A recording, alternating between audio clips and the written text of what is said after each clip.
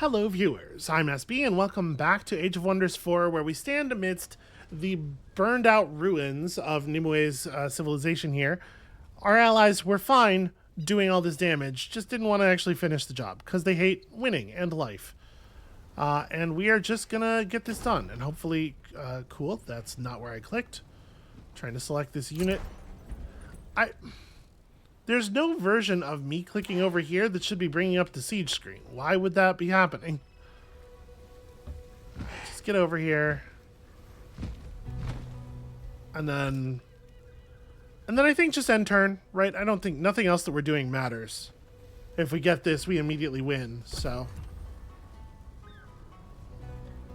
In terms of our real world human minutes, this is the only thing that is worth paying attention to. Now, what I would like to do is seed the high value units from this army amongst my other armies here. So I'm going to try to manage that.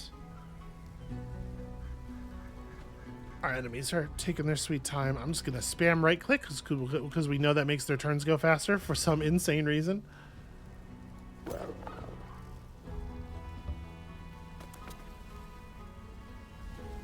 Okay, so low value units like this warg can step out. Stop it. I'm trying so hard to just select units, you know? Alright, you jump into that army because that's going to be an actual part of the thing. You two also step out to allow these two in.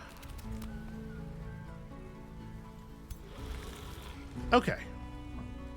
I think that's all we really needed. All the changes that were really worth making. There we go. And we just hit end turn. Yeah. Technically, new research is available and whatever, but like, let's do this. There's no way that research could possibly affect the thing that's about to happen. And it looks like they haven't even really gone to, like, spending gold to spam units out of Siren's Throne or anything. I guess Siren's Throne going down won't actually end it unless Nimue is also in the Spirit Realm, right? But it's a start. She's off here. She's off somewhere on the map. She doesn't have that much territory left.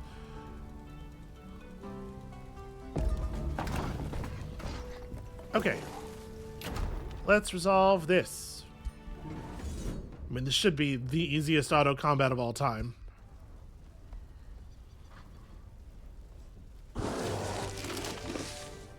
Yep, no losses. Exactly as expected. Nimue was defeated. She screams as she is cast into the astral void. Okay, maybe she was already down. It must have happened toward the end of last episode, and I just don't remember. Your army searched her capital where she conducted her experiments and abused the currents of creation to create new people. Just like we did, frankly.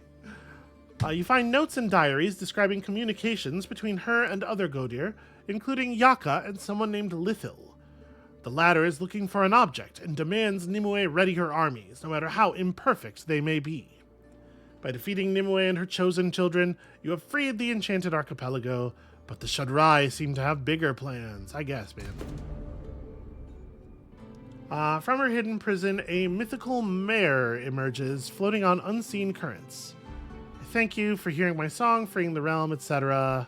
Okay, she joins us as we leave for Mage Haven, so theoretically she will be able to join our pantheon. Another realm liberated by the great Brood Mother, Kayak Meat Grinder, the most heroic name that there has ever been. Obviously. Encountered a hostile free city. Cool. What a good time to pop some tutorial text. And definitely not at the moment of us first encountering a hostile free city either. Very weird. Okay. We don't need to watch the timeline. We know what happened. We just saw it all. Thus was the Siren Goddess defeated, and the enchanted archipelago freed from her obsessive grasp. And Elia, the curious mare who euphorically experienced freedom once more. I am her. It was I who witnessed both the terror and the grace of the Godir. It is for this reason that I sing the stories of this age of Godir, and of the good and the evil that reside within the ever-flowing astral sea. Yet my freedom begets responsibility. I could no longer ignore the murder and destruction of the powerless and innocent. My time as prisoner taught me about the plans of Nimue and her allies, the Godir Alliance, who call themselves the Shadrai. This is why I had to inform the Covenant of the scheming Shadrai and their ambitions, which were far greater than what the Covenant imagined. Okay. Kayak Meat Grinder absolutely joins the Pantheon. How could she not? She's one of the greatest heroes in all of possibility, really. Okay. Gaining fewer and fewer levels as we go. Let's go ahead and grab things. Okay, and we have unlocked the Realm of City-States. This realm prohibits the forming of interconnected empires. Instead, great city-states dominate. Grammar, y'all, ugh. Choose your destination. Alright. Story Realm 3, what are we looking at here? As an agent of the Shadrai, venture to a demonic realm of never-ending war to search for an ancient Archon artifact of power. Become the victory in an arena of mad violence. I feel like that's the only kind of world this game has. Like all of the mechanics are driven to make you prefer the military solution to every problem, right? Like even if let's say you wanted to win a magic victory, the level of competition you get from the enemies militarily, combined with the amount of like hostile garbage that's just kind of always sitting around, the infestations and whatnot, combined with the number of turns that it takes to research stuff, even if you are leaning pretty heavily on research, means that it's always going to be at least dozens of turns faster to kill your opponents via military than it is to actually finish the magic victory, right? You'd have to just be like sitting back and choosing not to go for it. Is there a higher difficulty than the one we're playing on? On a large enough map, I suppose it would be different.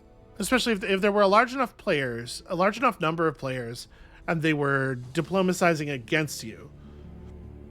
Yeah, maybe. Anyway, become the victor in an arena of mad violence and end the curse of Abedoth, which is the name of the world, which brought doom upon so many aspiring kings and Godir. This is a place ruled by demonic princes where fiends make the laws and sins are virtuous, and also people wear shoes on their hands. Many realms of this world are affected by spells which enhance one's primal urges. Very few Godir can withstand Abedoth's infernal influence. It doesn't sound so bad, really. So this realm is a caldera with lava at the center and mountains at the edges. All rulers and free city lords declare war on each other when they first meet. It is not possible to do a peace. This does not affect cities released as vassals or remnant cities of defeated empires. And all combat is affected by Domain of Mayhem, which is the name of this effect, but it's also the name of a different effect. This sucks. Do not have an effect called Domain of Mayhem that causes an effect called Domain of Mayhem. Why would you design that way? Alright. This sounds kind of miserable, honestly. Let's get in here and intentionally bucket. I will not be told what to do. Alright. Difficulty, hard. Let's do it. Your journey starts here. I am kind of curious. Like, what if we optimized from the very beginning toward the magic victory? How possible would it be to force the magic victory even in a place where the game wants us to do war all of the time? What is your people's form? What if I was just recalcitrant? Who looks the most magical? Underground adaptation is probably not like super relevant. We're allowed to change these traits, right? Yeah, okay. So I guess what really matters is we're just kind of choosing a shape because we can alter the traits. So what is the shape of our magic race? I wish it could be like owls or something. Toads, magic toads. That's where it's going. That's where we're at. So mind trait. I feel like this would be a good place to put like magic attacks deal plus 15% damage. That's like fine. Is there anything that's going to affect... This stuff is mostly battle focused, right? In the first turn of combat, you get extra movement. That feels pretty low value.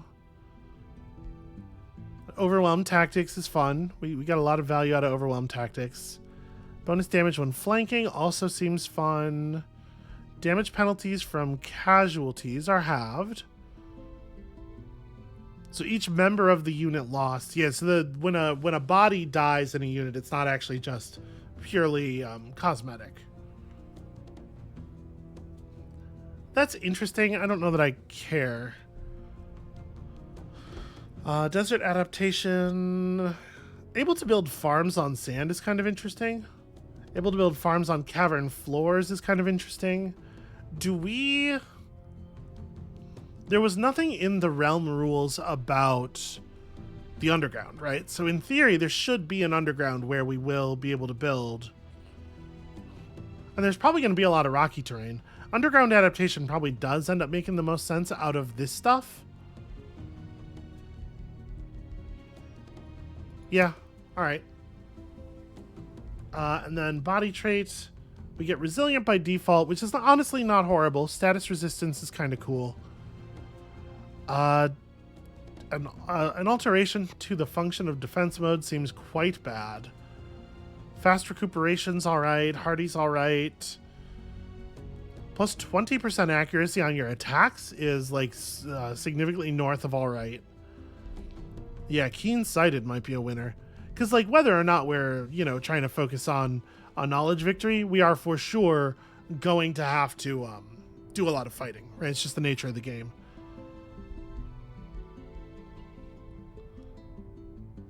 So our mounted units will cause enemies to lose morale. It only matters to your mounted units, but it's cool that you can get you can get cool mounts that do more stuff. So yeah, all of the body and mind trait stuff is just combat pretty much. Well, the adaptation affects our cities, I guess. Web is interesting. What do the other mounts do? Ooh, unicorns give all your mounted units phase. That seems very good. Pack Hunter and Enfeebling Howl. Enfeebling Howl, wow. So it's like this or all of my units have 20% bonus accuracy? It's got to be the accuracy, right? In this step, you will pick your people's color. I know. All right, so it feels like we probably want to go for like mystic or dark, right? These were, I think we kind of blundered into, on the first run, the setup of affinities that gets you the most access to bonus knowledge. They're both good. Astral Echoes are special pickups only visible to and collectible by rulers of mystic culture that grant knowledge and mana. Huh. The city structure Altar of the All-Seers grants bonus income based on the amount collected. Weird.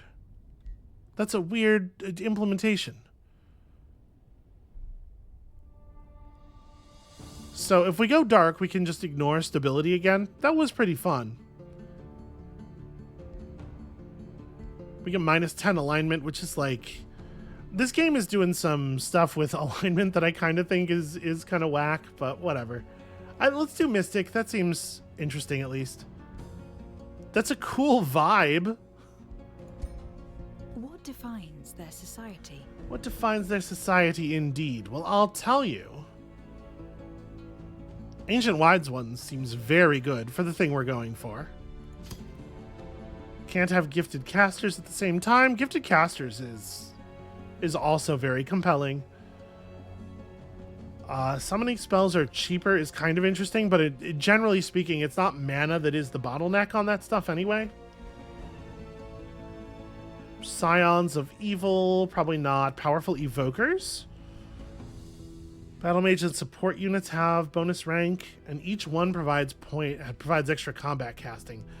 Yo, that's kind of exciting. But somebody that helps us like push population or something would be just as good.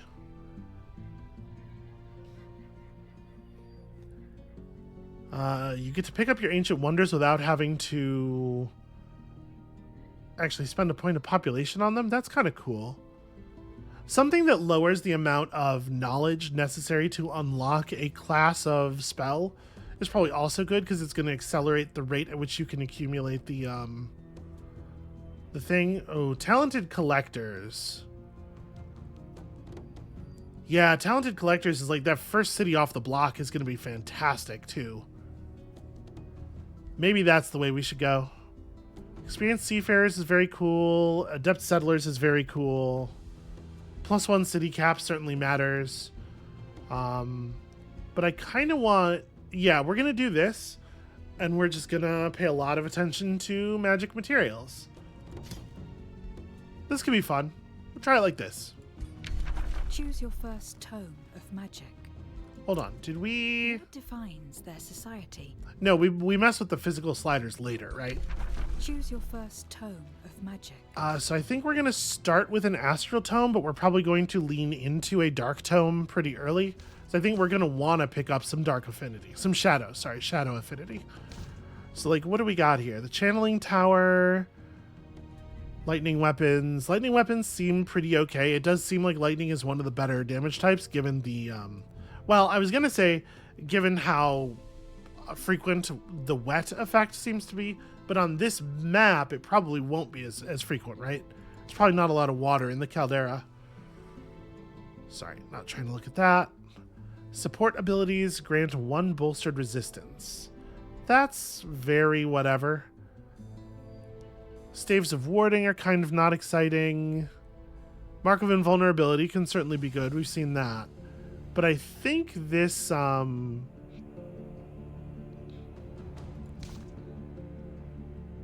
think that's kind of a boring tome.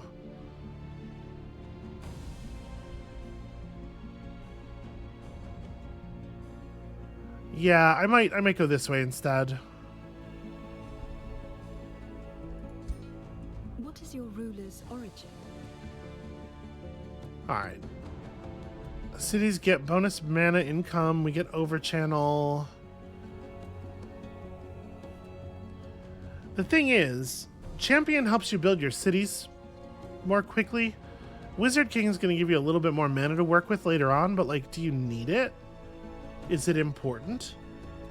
I'm gonna take this. The +20 city stability probably also matters. And you know, your units being high level is good. Okay, here we go. This is a very strong start, I gotta tell you. Lightning Staff or Lightning Orb? We do have that special stuff with the Berserker's Great Axe. So what's the difference here? And the Restore ability. Or Lightning Orb gets you the Lightning Orb and a mount. And Magecraft. 10% accuracy. So this is 10 damage and doesn't have the chance of causing the debuff. Whereas this is 16 damage, but it's only once. Interesting. How much damage does Electrify do? 8. I think I'd rather go Orb, honestly.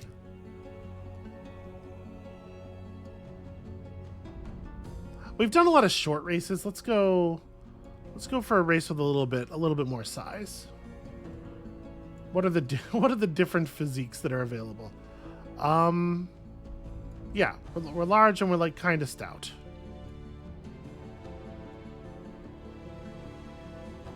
And we probably live underground a lot, so we're probably looking at like a lighter skin color, right? This is sort of like a cave critter. Oh, I like the purple though. Where was that purple?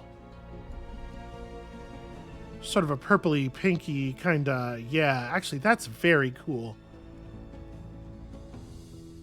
What's my usual pose? Oh. No, yeah, she's a diva for sure. For sure. I love that actually. I chose diva based on this facial expression, so is it still going to be good if I change? Oh yeah, we found a better one. Yeah, there's a better one. I like the dismissiveness on this face as well, but like for sure. Eye color. Is there just like a white, like a really creepy, no detail, just white orb? Can I do that?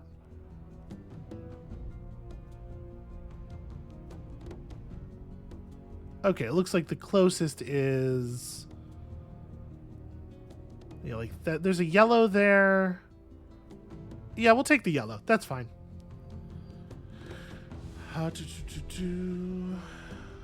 Mohawk.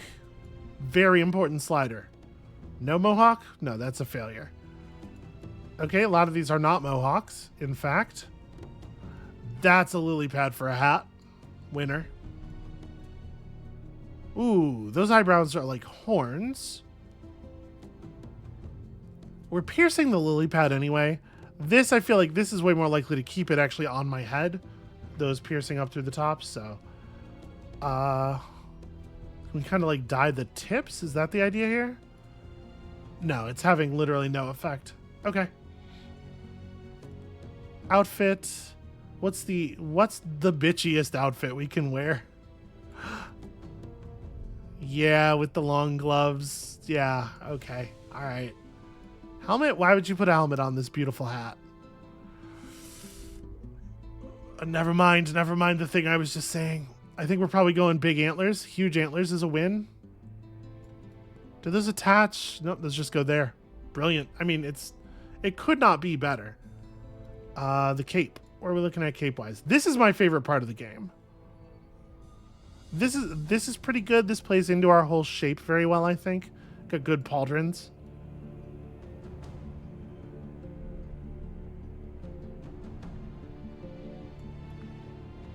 What do we know from birds? We're adapted to live underground. I think this is the winner.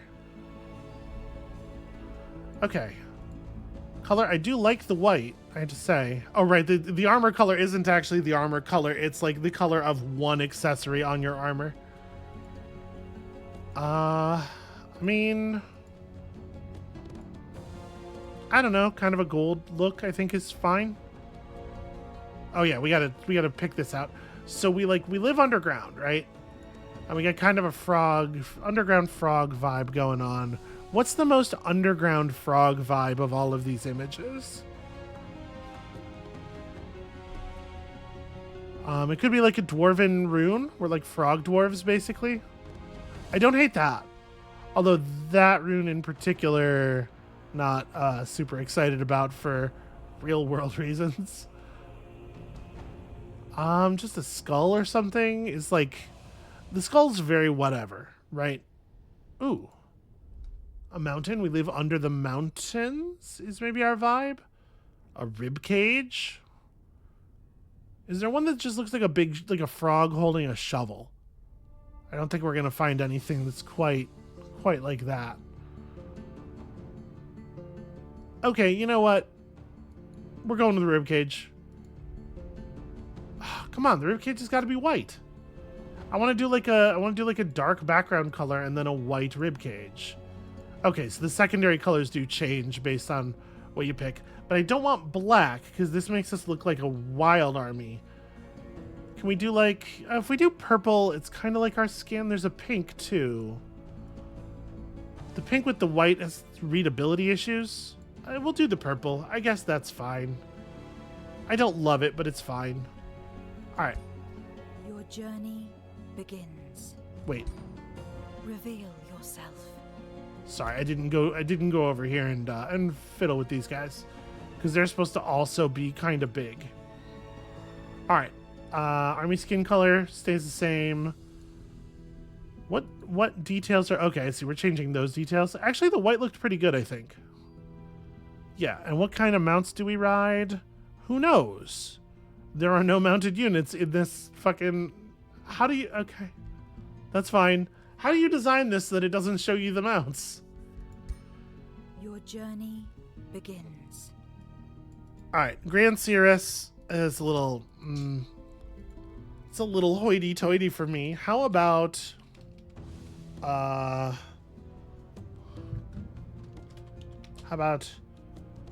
Your Croakliness is probably an I, right? That's how you spell Croakliness. Your Croakliness... Horn Frog... Von... Frog with horns. Are you kidding me? Frog with horn. We're at the character limit. I don't think we can cut any of those letters. Those are all important letters. Frog with horn is going to have to do it. Of the croaking arcanists, honestly, it's not horrible. Of the... it looks like I chose some kind of horse as our mount. I'm just noticing. What we want to, like, if we're underground, they're echoing, right? The croaks would echo. Of the cave ribbits. Cave ribbits? Good enough. Yes, Rise of the Godir or whatever. Ages ago, when the astral sea was still young, the Archons created a magical artifact. Forged in the fires of an elder dragon, the Gilder Coil served as an arcane compass, guiding the Archons through the currents between realms. According to legend, it still contains the echoes of their arcane journeys, and can lead those who hold it to forgotten places of sealed knowledge and magic. That's not really how compasses work. With its mysterious promise of power, the Gilder Coil fanned the greed of many rulers, until a daring Godir betrayed the Archons and stole the Gilder Coil from their celestial reliquary. Ever since then, all traces of the compass have been lost, as have those of the cunning thief who disappeared into the mists of time. Or so it seemed for many a lifetime. Lithil Nightweaver was the first of the Shadrai to find clues of the Gilder Coil's whereabouts. Myths leading to runic omens, leading to riddles. The Shadrai were persistent in their search, for too well did the Archon artifact fit into their unfolding plans. And they were rewarded. In the infernal world of Abedoth, there exists a realm known as the Crimson Caldera, where war is eternal. Here the Gilder Coil lay hidden, yet the Shadrai sought no open conflict with Abedoth's demonic princes. As they weighed their options, an ambitious Godir from their ranks volunteered to venture there alone, well aware of the prestige and power that could be gained within their order.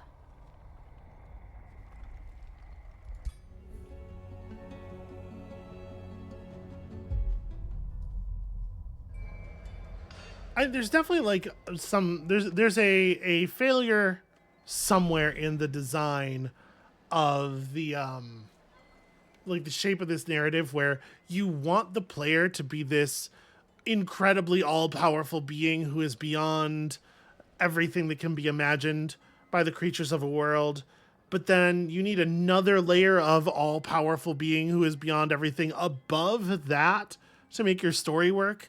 So it's just like, oh yeah, and then there's even more ones, and those are the Archons, and those are the even more most powerful. And it's just like all of the fantasy text is extremely generic, and it all feels a lot like a story being told to you by a small child, you know, in terms of like the structure of it. All right, we know what our traits are. Let's go do it. Starting magic? Probably... Well, you know, evokers are definitely interesting.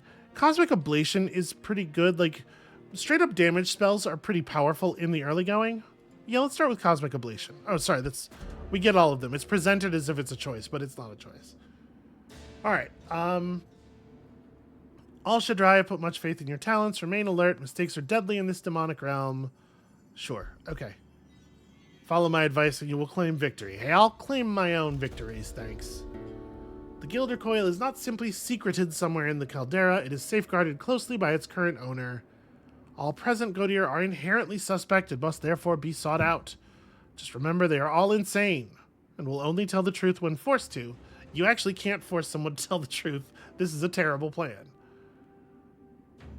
Okay, a map showing the major strongholds. So I can accept the quest.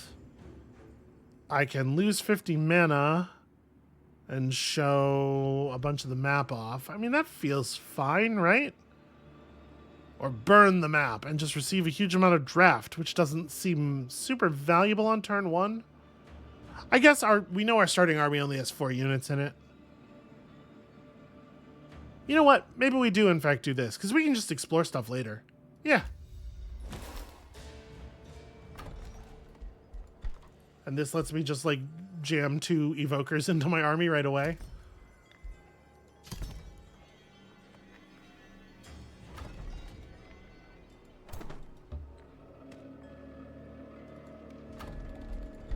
Okay. Oh, so difficult to select the right unit. There we go. Okay, let's just have a look around, shall we? Here we have cartographer's maps. There's a little city over there called Glyphios.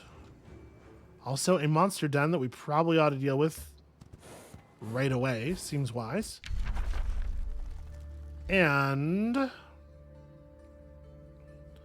so a spell that we can drop onto enemies right before we attack them from the world map, effectively turning world map casting points into combat casting points, is definitely compelling, right? The base attacks of all of your melee units. This seems like a pretty good transformation as well. Let's pick up the lightning torrent first. We're not going to want to run a big transformation anyway for a while. All right, and you are going to, I mean, we're going to need food and production early on, right? We have sources of knowledge nearby.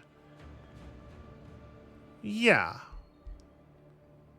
This will get boosted with a farm. Let's build the storehouse now. We're going to get the farm at the first population point and okay. Things will be good. We're on our way. We're on the path.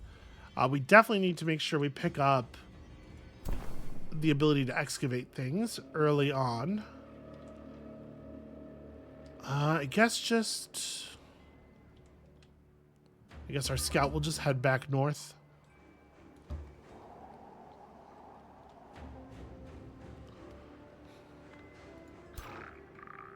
And I don't actually see creatures. There we go. Well, that feels pretty safe to deal with. What do they got? Oh, right, the Domain of Mayhem. It's weird that it's shown as an effect on their side, when theoretically it's affecting us both, right? Wow, we got a unicorn. Okay, yeah, take reward. That's pretty rad. Very fast movement.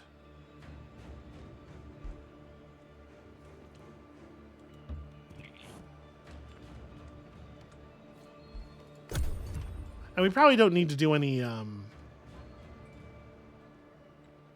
Also, I wonder if we can actually win, like, the normal victory types, or if we have to do this thing. We're going to try to do both. How about that? The magic victory is still on the quest panel. I don't know. We'll see. It would be cool if we could short-circuit their story. I'm curious if they have something built in for that. Prime City can annex its first province. We're going to grab a farm down this way. I don't know if it matters terribly where it is. Let's It's just a very important early building. Let's queue up the Evocator's Abode behind that. We'll get the knowledge stuff, but getting the city to become functional is pretty important. Yeah, we definitely pick up excavation right now. There's no reason to wait. Actually, we have it already. Never mind. You start with it if you play an Underground Empire. Okay, so Astral Inspiration is important. I'm trying to make sure we're on the right stuff. Like, there's a lot of things here that have pictures of books. I do love this with the magic material that we're supposed to be starting with. I didn't actually look around to see where it is. But there is in the shadow area, there's that one that's just like a flat dump of knowledge, isn't there? Actually, maybe not. Maybe I'm misremembering. Oh, this is the shadow line. What am I talking about? Yeah. So there's this, and then there's that. That's what I was thinking of. Okay, so we want to pick up some shadow tomes for sure. Oh no, an evil presence lingers in these lands. I'm on it. I'm working on it.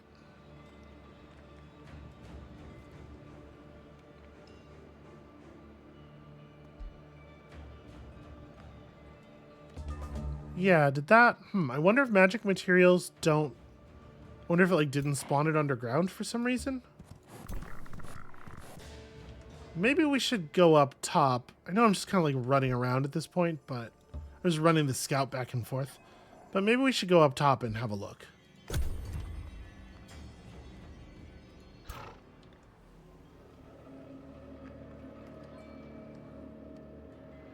I guess it says a magic material will start near your starting city. It doesn't say what near actually means. That's ridiculous. It's just a nest of ferocious Gortusk piglets. You know what I love most about a Gortusk piglet? They're so low maintenance. Okay, we can probably outgun that, right? I don't need to be losing people against this army. Alright, so this is Soothing Breeze. Interesting. Well, we have a minute before they get in on us. Like, we're obviously going to want to heal this guy. Yeah, it is fully safe for us to move up this far, and you just have a standard warding defense mode. Okay.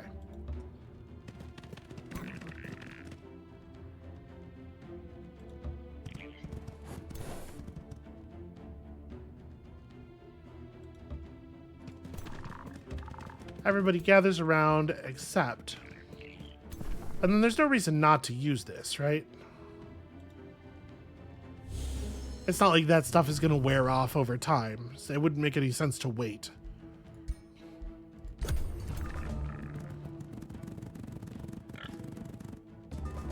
Y'all are adorable. So...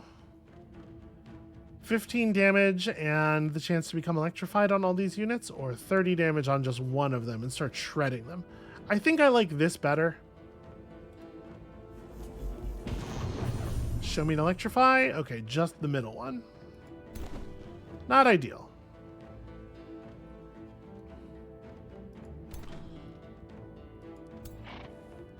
Okay, so you have to move. I mean, we gotta get out of the way here. And if I have to move, I should probably move to the edge of where I'm still getting 2 points. Like, I definitely want to be close to them. I want to draw their attention to the hero.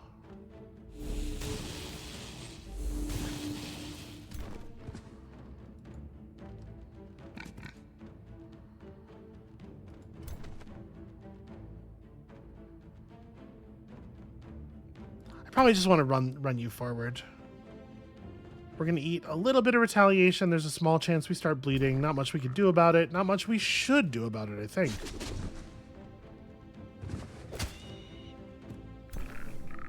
Okay. So your Cosmic Blast is pretty bad, actually. You have 60 HP and 1 defense. So yeah, it's not really, none of these units really want to be exposed to the enemies.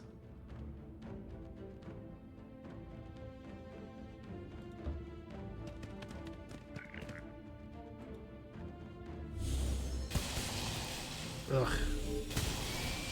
All right, the Greys didn't end up breaking everything, but it is annoying. All right, we'll just electric arc with this unit to prevent having to expose it to more danger.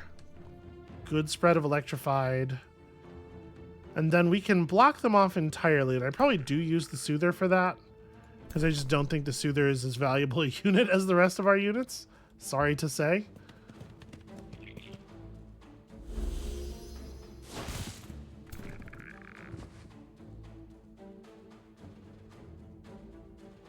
All right.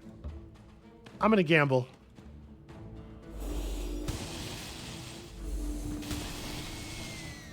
Pretty good.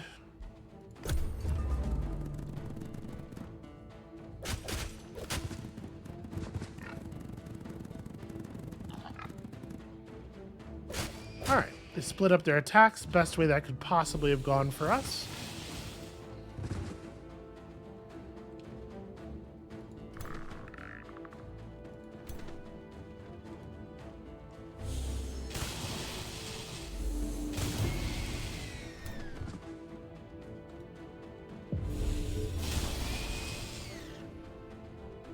Yeah. Absolutely no problem to do that without losing anybody. Got ourselves a ring of flanking. Also, great big boost of food, which I'm very happy about. Sorry, that should have been go to hero screen, because like obviously we equipped that.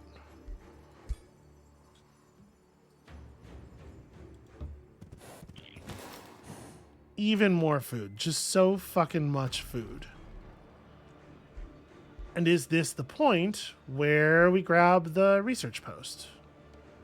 Probably, right? There's no reason to hold off on it too much. That was enough food to push us almost to another point of population, which is rad.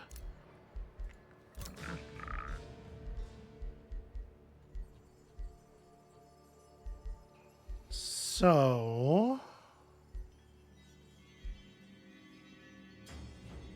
do we want experienced leader right now, or would we rather like grab lightning evocation, which is a powerful skill in those early turns?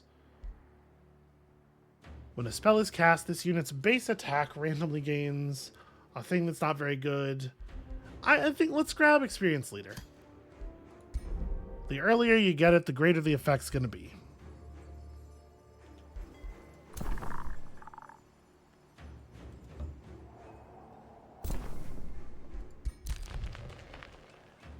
It is also... that's a magic material, right?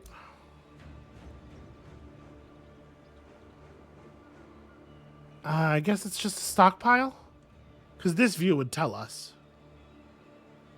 There's a tranquility pool up there. That's a very fucking good magical material.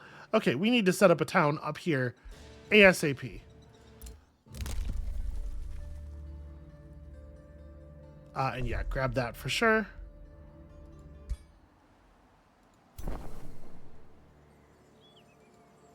What is how is this actually shaped?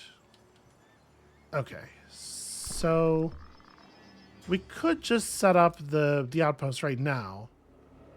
Nope, you can't do it with your...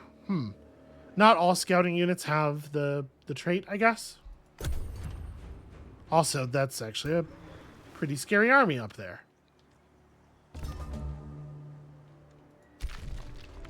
Yeah, I think it may have just spawned our magical material up top.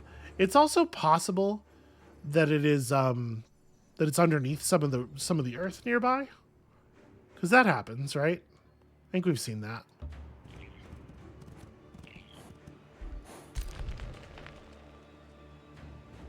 All right, we know about this now. I'm gonna head back under and start digging.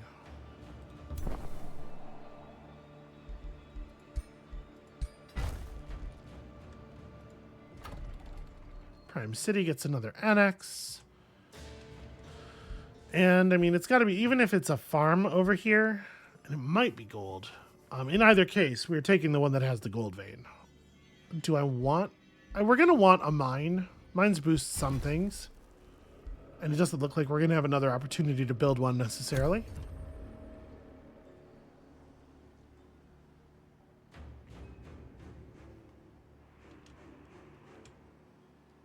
I wonder if we'll be able to dig through all the way over there. Okay, that's just a bunch of draft and maybe also an item. Nope, just the draft.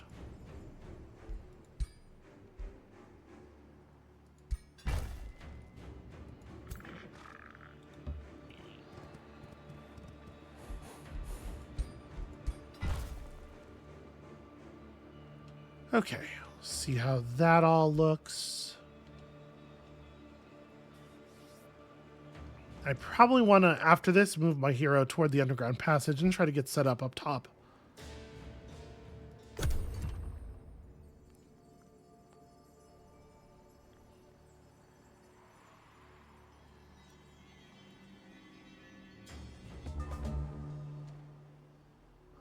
Well, okay. A large creature. I would love it if a large creature joined my ranks. It's, tier 2. Okay, yeah. Let's bounce... We can probably bounce a caster. Like, the Arcanist is fine, but we do need a little bit more meat in this army. Y'all head for that. And this Arcanist is now on shovel duty, I think.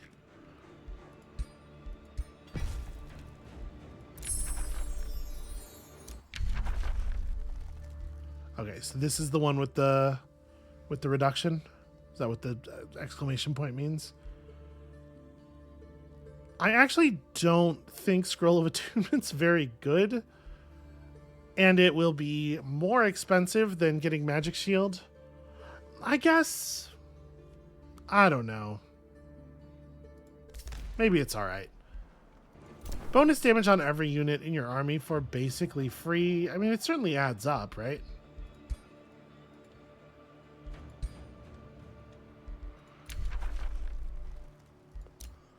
We're certainly not trying to cast Torrent just yet. Although we may well use it to help us get through the battle on top of that magic material.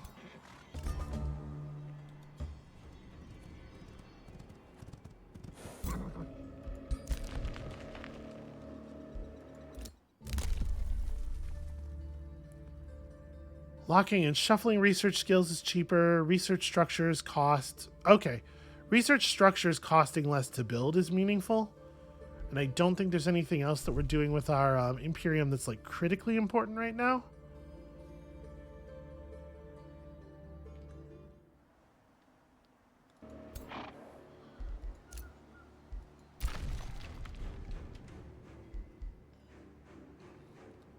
The Stone Conjurer produces mana and production. That's pretty cool.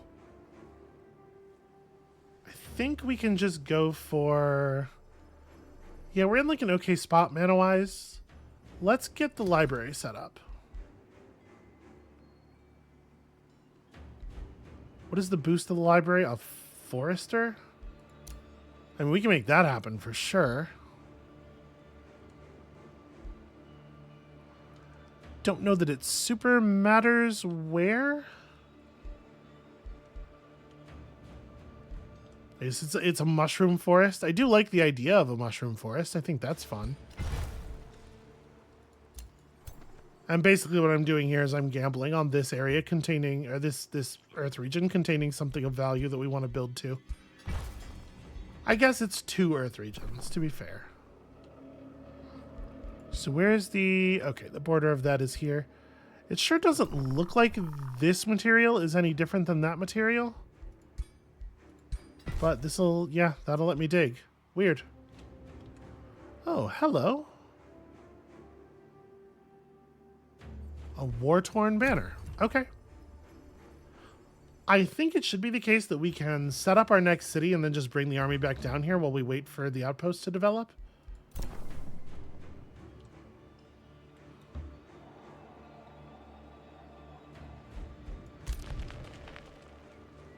So I want to set up in the region with the thing, right? No, I want to set up adjacent to it.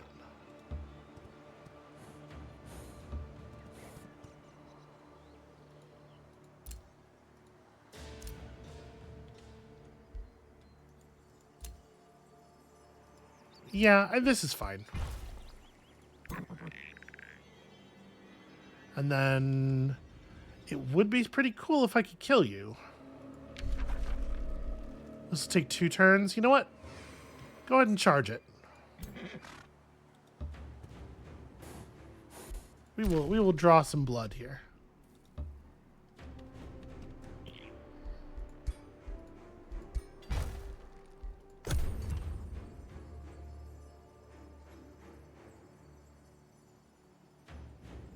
We get them weakened to our lightning and then just have at them a little bit. Hello.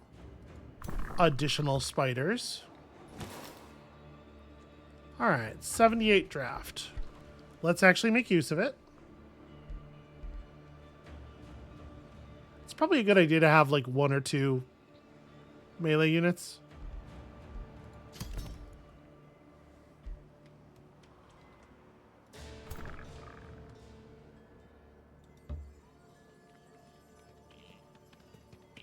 So the city should protect that unit, right?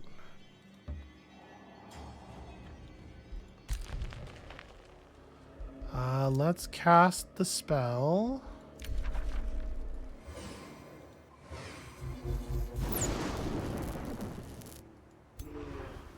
Yeah, okay, it was something.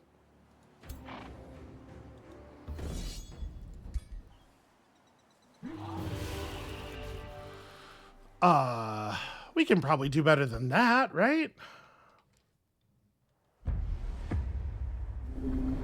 Doing this without losing anybody, I think, is definitely going to be a challenge, but... Huh, a wave of tranquility, you say? So you guys just have your melee attack, you have your net, we know about that. And then this thing has...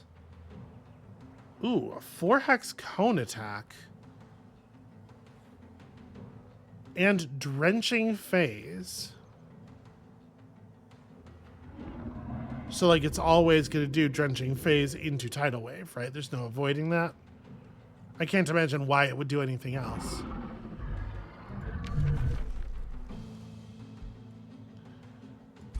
All right.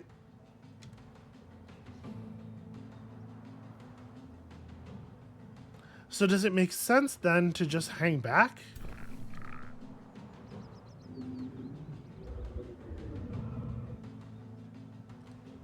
Because we could try to get this thing to like basically surge forward and then crush it when it's alone. It's worth trying to set up like an ambush.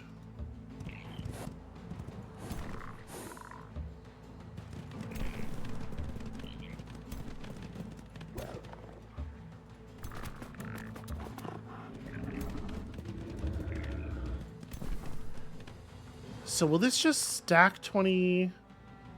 No, okay, it will only fill space that's actually blank. So I think in that case we just end the turn, take the defense modes.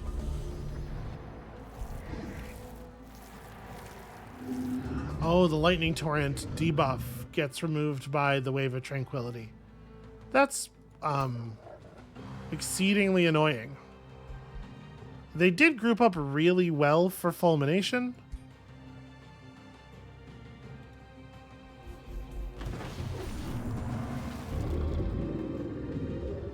Although the electrification is obviously going to have somewhat limited effect.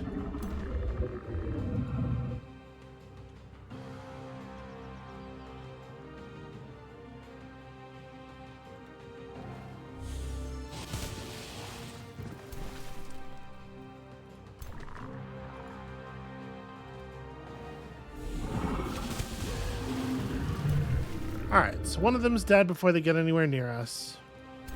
And then it's like, do we just charge ahead? The retaliation is pretty rough. You could run over to here and get us something. I think I am willing to sort of like volunteer for the hero. Let's see whether we get both hits on this. Okay, and if we do, then I think it gives us an interesting question as to whether we try to finish the job.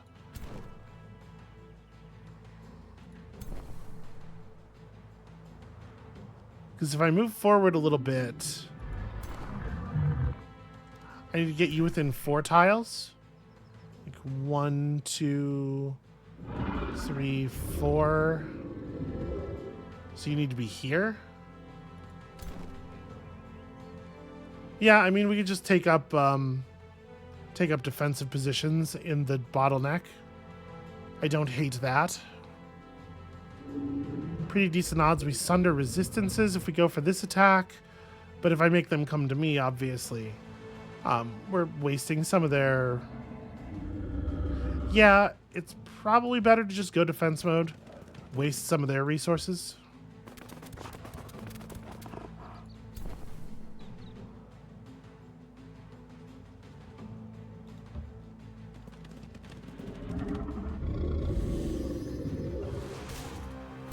It's interesting that the damage gets boosted by his lightning weakness, and then lowered by his fire resistance, and it kind of evens out. We could have both of our remaining attackers just go straight for this dude. But no, I think I want to make them move into me while I'm in defense mode, and so getting a little bit of extra coverage. Okay, sundered resistance. That's good news. Here comes the ugly part. I tried to kill him first, but... Okay, at least he did it in a situation that kind of didn't make sense. That's good news for us.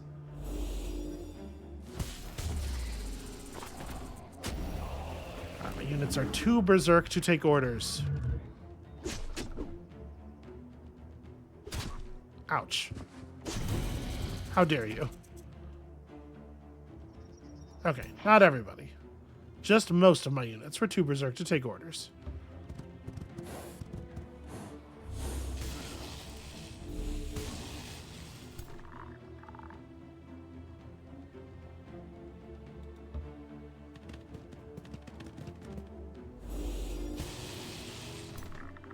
We're certainly not going to be able to kill this guy. I can blast him with the cosmic ablation. His morale's not great, but I think we are. If he doesn't flee here, we are going to lose the dog for sure.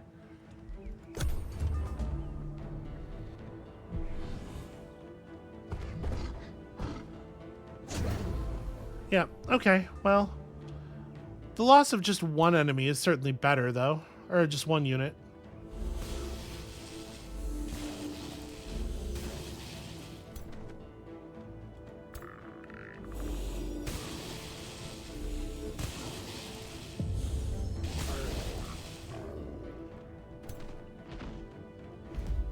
It might be worth actually watching through one of the replays. The game just crashed. Well, that's fun.